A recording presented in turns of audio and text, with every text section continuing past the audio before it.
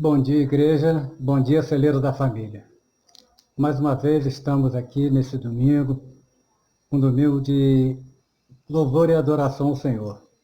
Mas a palavra nessa abertura que eu quero trazer para vocês está em 1 Coríntios, versículo 1, a partir do capítulo 1, a partir do versículo 18, que diz assim: Certamente a palavra de Deus, palavra da cruz, é loucura para os que perdem, mas para nós que somos salvos é poder de Deus. Pois está escrito: Destruirei a sabedoria dos sábios e aniquilarei a inteligência dos instruídos. Onde está o sábio? Onde está o escriba? Onde está o inquiridor desse século? Porventura não tornou Deus loucura a sabedoria do mundo? Visto que na sabedoria de Deus o mundo não conheceu a sua própria sabedoria. Aprove a Deus salvar os que creem pela loucura da pregação. Porque tanto os judeus pedem sinais como os gregos pedem sabedoria. Mas nós pregamos a Cristo crucificado, escândalo para os judeus, loucura para os gentios. Mas para os que forem chamados, tanto os judeus como os gregos, pregamos Cristo, poder de Deus, sabedoria de Deus. Por isso, irmãos, nós, mais uma vez, sabemos que nesse afastamento, muitas pessoas, a fé fica um pouco abalada, mas nós temos que prevalecer, porque a palavra de Deus para muitos é loucura, mas para nós que cremos é poder de Deus. Por isso vamos baixar nossas cabeças, colocar nosso coração em Cristo e reconhecer que só Ele pode nos salvar, porque entregaremos nosso caminho a Ele, não esmoreceremos nessa caminhada que nós estamos, não temos assim a vontade de fraquejar, porque o Espírito Santo de Deus está conosco. Por isso, nessa manhã de domingo, eu louvo e agradeço pela vida de cada um de vocês. Pai amado, Pai querido, em nome de Jesus, eu coloco a tua igreja diante de ti, coloco teus filhos diante da beleza da tua santidade, pedindo sabedoria, pedindo paz, Senhor, pedindo que cada vez mais o Senhor possa nos fortalecer a cada dia que nós reunimos aqui, não presencialmente, mas através dessa live, Pai. Faça com que nossos corações se unam para que nós possamos chegar a um entendimento em comum, Pai. Porque breve nós estaremos presencialmente, sentindo o calor de cada um dos irmãos, para que nós possamos juntos louvar e engrandecer o nome do Senhor, porque até aqui o Senhor tem nos sustentado, tem nos dado graça, tem nos dado sabedoria e derramado sua misericórdia sobre nós, porque a misericórdia do Senhor é a causa de não sermos consumidos.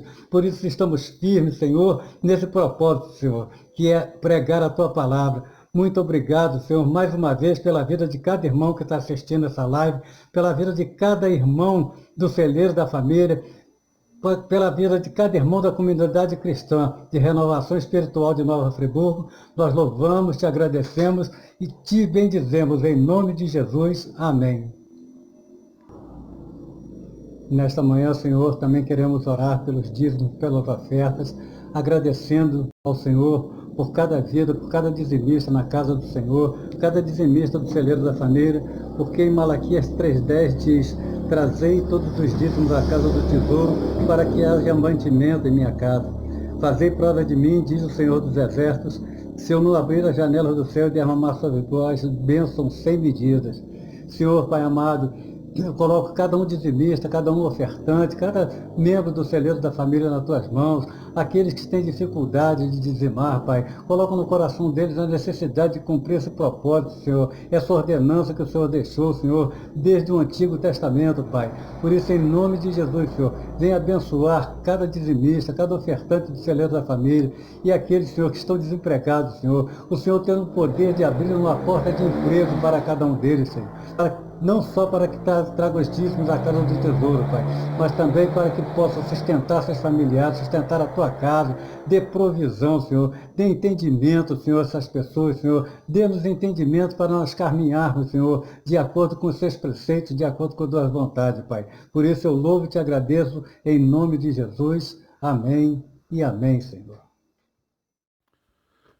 Bom dia, povo do celeiro, bom dia, povo de Deus. Amados irmãos, nós estamos aqui mais uma vez para gravar essa pequena palavra para vocês, para não passarmos em branco, para ouvirmos a palavra de Deus. Eu lendo um livro e meditando sobre meu trabalho, e li um livro sobre o documentário A História do Automóvel. É interessante que essa história me chamou muito a atenção e me trouxe a fazer essa palavra, essa pequena palavra para vocês.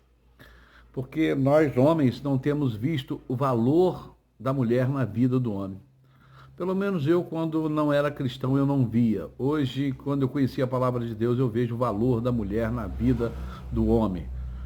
A palavra de Deus diz, o Senhor Deus, quando ele começa a preparar a terra, quando ele começa a preparar, ele faz o homem e diz, não é bom que o homem viva só.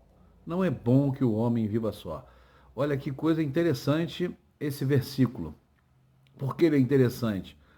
Eu lendo um livro que fala da história do automóvel, como já disse, eu comecei a ler uma parte muito legal que fala da história do automóvel, a história do veículo, como ele começou.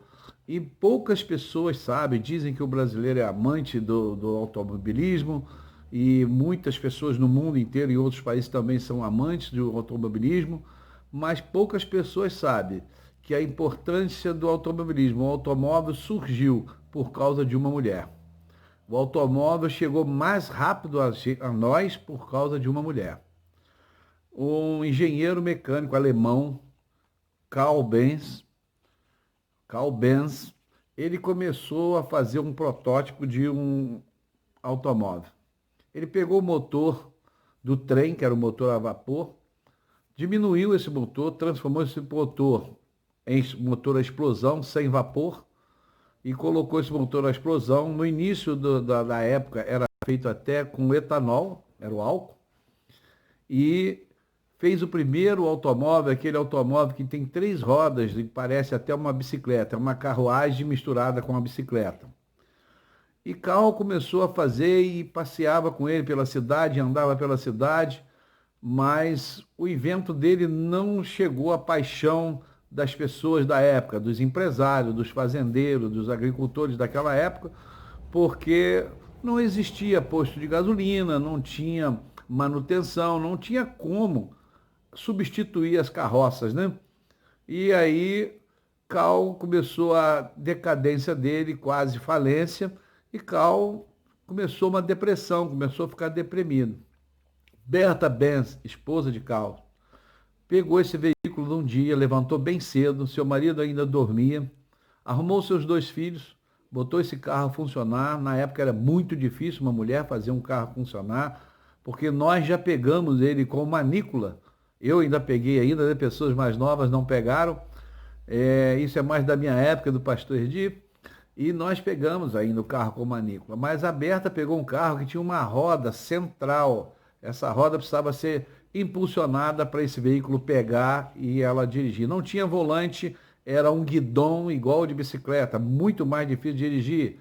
Mais difícil ainda era a estrada, que não existia estrada, era pasto, era caminho, atalho aonde passava a carroça. Então era muito difícil. Essa mulher foi uma mulher pioneira mesmo. Foi a primeira pessoa a dirigir um automóvel em longa distância. Berta coloca seus 2 filhos dentro desse veículo, coloca ele para pegar e pega a estrada. Ela andou uma média mais ou menos de 45 a 50 quilômetros nesse veículo. Isso, ela fez uma propaganda de marketing. E essa, eu acho interessante que a primeira propaganda de marketing também foi uma mulher que fez, porque o mundo inteiro ficou sabendo do feito da Berta. A distância que ela percorreu com o carro, 45 quilômetros, é daqui mais ou menos em Cordeiro. Imagina você numa carroça, numa charrete daqui em Cordeiro, porque esse veículo era parecido com uma carroça, né? Quem conhece sabe que não tinha amortecedor, não tinha nada direito. E 3 pessoas em cima daquele veículo, que era chamado, esse veículo foi construído em 1888, e esse carro era chamado de o primeiro protótipo automóvel do mundo, chamado Motor Patente Motorwagen. Olha só, Benz Patente Motorwagen, né? Era uma patente do Benz no Motorwagen. Então, é igual o Volkswagen, né? Era um carro para o povo. Então, veja bem como que é interessante a mulher pioneira no veículo. A importância da mulher na vida do homem. Vendo essa parte, eu me lembrei que a mulher na palavra de Deus, Noemi e Ruth, duas mulheres que tiveram um papel importante. Débora e Baraque, uma mulher que teve um papel importante. Mas a que mais me chama a atenção é a rainha Vasti, que disse um não na hora muito difícil. Ela perdeu tudo que tinha porque o marido não escutou ela, mas ela disse não e não aceitou se colocar o seu corpo à vista naquela festa. A outra mulher também foi Raabe, que teve participação na genealogia de Jesus. E uma das que fez um feito antes de Berta, mas que está na Bíblia, foi Abigail. Abigail, quando Nabal arruma uma contenda com Davi, Davi protegia as propriedades daquela época, os fazendeiros, os agricultores, e seu exército estava necessitando de alimento. Soube que Nabal estava tosquiando as ovelhas e pede a Nabal e manda soldados pedir a Nabal para que ajudasse.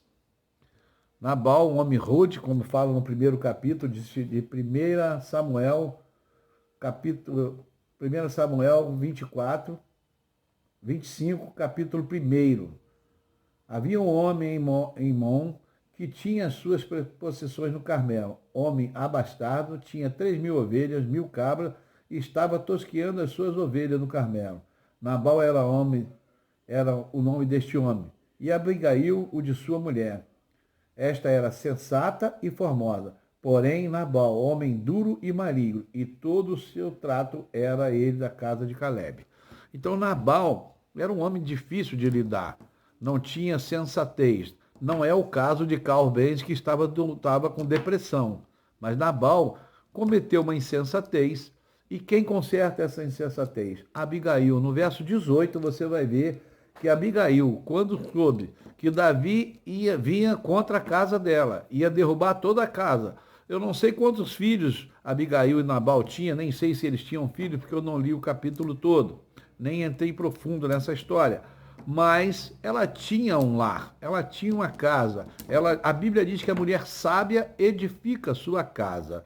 E Abigail fez isso. Ela preparou, no verso 18 diz assim, Abigail apazigua essa contenda, né? No verso 18, então Abigail tomou toda a pressa, 200 pães, 2 odres de vinho, 5 ovelhas, preparando 5 medidas de trigo, tostados, 100 caixas de uva e 200 pastas de figo, e o pôs no seu jumento. E disse aos seus moços, vão à frente e não façam alarde, porque eu vou seguindo vocês. Abigail encontra-se com Davi e ela apazigua essa confusão. Davi ia destruir a casa dela. Nabal mais tarde morre, dá um problema com ele morre, mas Abigail não deixou que Davi cometesse mais um crime, mas também protegeu o seu marido, mesmo ele sendo um homem difícil de lidar, mesmo ele sendo um homem rude, grosso, difícil. Abigail, ela protege o seu marido. Eu vejo mais uma vez a palavra do pastor Cláudio.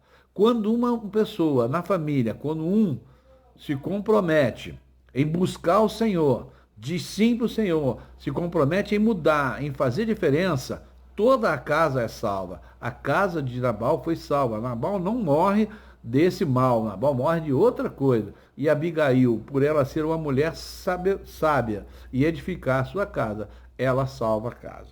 Então eu fico assim, maravilhado de pegar uma palavra lá da minha história, né? Porque todos sabem que sou mecânico. Eu procuro ler muito sobre o meu trabalho, tenho que pesquisar manuais. Eu estava pesquisando um manual de uma caixa que eu estou tendo que regular aqui, e quando eu boto na internet o número da caixa de marcha, cai nessa história de Cal, porque a caixa de marcha é de uma Mercedes, e cai nessa história do fundador da Mercedes-Benz, né? Quando eu li que era a mulher dele, que tinha levantado a vida dele, que tinha construído todo esse império, que se você analisar, a Mercedes-Benz é um império hoje no mundo. A Mercedes-Benz produz automóvel, um dos melhores automóveis do mundo, melhores veículos do mundo, o mais vendido. A própria marca se vende e ela produz caminhões, produz coletivo. E a coisa mais interessante, aquela estrela de 3 pontas da Mercedes, é que eles, quando se uniram, e quando eles se uniram com o sócio, que é o Mercedes mesmo, né, que é o sobrenome da esposa dele era Mercedes, ele coloca aquela estrela de 3 pontas, que eles iam alcançar a tecnologia para veículos no mar, na terra e no ar. Por isso que tem 3 pontas. Então eu lendo essa passagem, eu lendo essa história, eu falei, caramba, que legal falar para as mulheres neste domingo. Vocês, mulheres, são um presente de Deus para nós. Vocês são aquilo que Deus colocou, a pessoa que Deus colocou em nossas vidas, para que nós tivéssemos a sensatez de ouvir, ter um bom casamento, construir família através de vocês. Que a graça e a paz do nosso Senhor recaia sobre todas as mulheres do celeiro, sobre todas as irmãs e pessoas que vão estar ouvindo essa palavra, vendo. Que Deus abençoe a semana de vocês, que Deus abençoe a casa de vocês, que Deus renove as forças do relacionamento de vocês, que vocês possam ter acordo, paz e muita atenção um para com o outro. Que a graça do Senhor Jesus Cristo seja sempre, o Senhor Jesus Cristo seja sempre o mediador nas conversas de vocês, Jesus Cristo seja sempre o conselheiro na vida de vocês e que Ele seja aquele que venha dar a última palavra para vocês. Um bom dia, um bom domingo, uma boa semana para todos vocês, para todas as famílias, para todos os irmãos e irmãs do celeiro da família. Amém.